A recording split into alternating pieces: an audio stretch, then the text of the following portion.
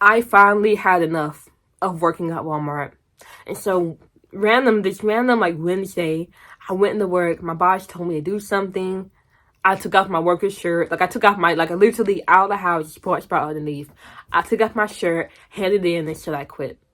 And I had enough money to support myself for a year. So I wasn't even worried. I quit. I walked out. I hated that job. I was just waiting for the moment to get out. And I was so excited when I quit because I'm thinking as I'm driving home, bro, I finally have all my time back for me. I ain't got to work for a whole year. I have enough money to support myself. I could spend this year going all in on my business. And I can come out of this year as a successful entrepreneur. So the next day, after quitting Walmart, I start working. And I'm putting in the work for my business. You don't understand, okay? My fingers are speeding. I'm doing what I gotta do. And when I look up at the clock to see how many hours I put in, it was 3. I did everything I need to do in 3 hours. Which means I had the rest of the day because I woke up at 5 a.m. Okay? So it's not even the afternoon yet. I did everything I needed to do within those 3 hours. And then I had the rest of the day to do whatever I wanted. So I tried to do more work, but there's no more work to be done because when you're focused, you're doing nothing else, no distractions, you're locked in on one task, you can get it done quick. And that's what I was doing. I was getting so many videos done so quick. I didn't need all day like I thought I needed. And that's when it hit me. And this wasn't a nice realization. But it hit me all those times when I'm working and I'm thinking, I just need to quit because this job is holding me back. It's taking up so much of my time. I need more time to get what I wanted. That's all BS. Why? Because I went down the whole don't work for a whole year path. And I realized I only need 3 to 4 hours to work on my business, to make progress. Anything else is just stupid. You're not doing anything productive after those 3 to 4 hours. If you're focused. If you're not focused, if you're distracted, yeah, you're going to need more time. But for me, I've always done my work in a distraction-free environment. I don't distract myself while I'm doing the work. It's just me and the work. That's it. So I get things done really fast. But yeah, that was a kind of disheartening reality that all this time I thought it was my job holding me back because I didn't have as much time as I wanted. When in reality, I didn't need as much time as I needed. I didn't need as much time as I thought I needed. And the time that I did need to work on my goals, I had more than enough before and after work to do that. More than enough. So the only thing that held me back was me not effectively using my time, the time I had, and me blaming my job and saying it's you when I should have been blaming me. Now, if you're in the same position where you're thinking, I need more time to work on my business right now. It's not a good time. I've got so many things going on. You don't need more time than you think. You just need to be focused with the time you have. I remember during Walmart, when I worked there, my goal was to write for 3 hours every day because I wanted to improve my writing skills fast. I only had 2 hours in the morning to do my writing, but I want those 3 hours. So during my lunch break at Walmart, I would sit in my car and focus intensely for that hour to get what I need to get done.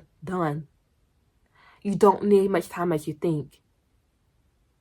You just need to be focused with the time you have. And if you can only work, it's so much better to do 2 hours, even 90 minutes of you focusing on your work than you spending 6 hours distracted trying to get things done. If that's what you do, if you do distracted work, then yeah, you need to quit your job so that you can have that time that you so desperately need to distractedly get your work done. But if you can focus, you can work a job to support yourself and still make leaps of progress in your business. And that's what's so scary about quitting. It's when you realize it's never like the job that's the problem, it's you. Like you literally come face to face with the person holding you back. And that's what sucks. I wouldn't recommend quitting your job because you gotta have a sense of stability, security, and money is definitely especially consistent money, it definitely allows you to approach your business with a sort of creative energy rather than approaching it in survival mode, because you know your money is going to be taken care of. Like for me, I just secured a better job that pays me $5 extra. I mean, oh my God. I really hit off with that one. And so I got this job, and it's remote. It's all at home. I got this job that's chill, that allows me, that, you know, supports me in my living. And I have all this other time to work on my business. I have the mental freedom. I don't have like I can't explain it, because I remember working jobs that just drained me. It made me feel like complete crap. So then when I got off, it was just so hard for me to put that energy into like my business. But now that I've got this job that is a lot less demanding and doesn't like destroy my mental health, it's like easier for me to work on my business. So it does, like, having a job ultimately doesn't matter, because you can still work on your business with your focus. But the kind of job you have does matter. If you're working a job that's killing your mental health, then you definitely want to find someplace else to go, so then you can have that freedom back in your mind and your energy and spirit to get what you want, to go off your dreams and your goals. So if you are working in an environment that's bad for you, leave it. And I know this is not, you know, easier said than done, but I live in a very small town with very limited jobs. And I was working at Walmart. But because I knew this environment was not good, I spent time looking for new jobs. And it didn't come immediately, but I had the goal that I was not going to stay at Walmart. And that was like 3 or 4 years ago. Now I'm working a remote job that pays me more than I've ever gotten paid before.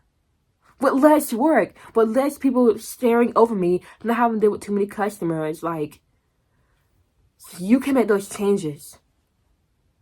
But ultimately, you can work a job and reach your goals.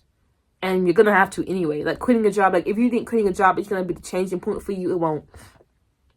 You're just gonna be disappointed yourself when you realize how much time you're wasting but not focusing on what you want and blaming it on outside forces when it's really you.